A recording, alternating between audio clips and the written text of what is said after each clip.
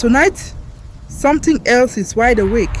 Her name was Chioma Okonkwo, 27 years old, customer service drone for a crypto bank in Victoria Island, pretty enough to be ignored, smart enough to know she would die invisible. Every morning she took the same BRT from Aja, stood in the same spot, stared at the same influencers on the billboards, skin like polished obsidian, cheekbones sharp enough to cut glass, shadows that obeyed them like trained dogs. Kyoma's shadow never obeyed. It was too thin, too shy. It hid behind her ankles when men looked at her. One Thursday, the rain came sideways, the kind of Lagos rain that makes downfall drivers pray. Kyoma ran into a small shop in Balogun Market she had never seen before. No signboard, just one bulb swinging. Inside sat an old woman selling nothing but mirrors. The woman had no reflection in any of them. She looked at Kyoma and smiled with teeth too white. "You want beauty that makes people forget how to blink?" Kyoma laughed, nervous. "How much?" The woman tapped the floor with her walking stick. "One shadow, fresh one, still attached." Kyoma thought it was a joke, until the woman pulled out a small black calabash. Inside, darkness that moved like smoke. "Sign here," the woman said, producing a contract written in glowing red Yoruba. Kyoma signed. The woman cut Kyoma's shadow clean off her feet with a rusted cutlass. No blood, no pain, just sudden cold. The next morning, Kyoma woke up. Perfect. Nose smaller, lips fuller, skin without a single scar. Her colleagues at the bank couldn't speak when she walked in. Men crashed their Teslas, staring at her on the third mainland bridge. Influencers sent DMs begging for her skincare routine. Kyoma had arrived, but every night at 2:07 a.m. exactly, she felt it.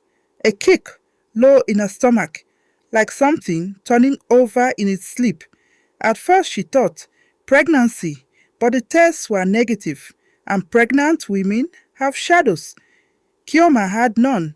Week 6, her stomach began to swell, not with fat, with movement. Something inside was stretching, reaching, looking for light. Her best friend Temi came to visit. Temi screamed when she saw Kyoma's feet on the tiled floor, empty. "Kyoma, where is your shadow?" Kyoma laughed it off, until Temi opened her phone camera. In the screen, Kyoma's belly was huge, and something with too many limbs was pressing its face against her skin from the inside, trying to look out. That night the power went out across Lagos.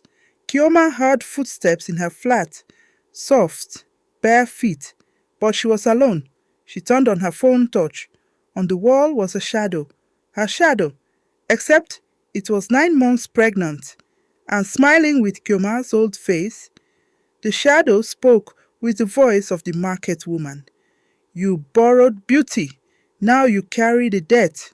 The belly of the shadow split open. Hands reached out, too long, too black, fingers like spider legs, and began pulling itself into our world through Kyoma's mouth.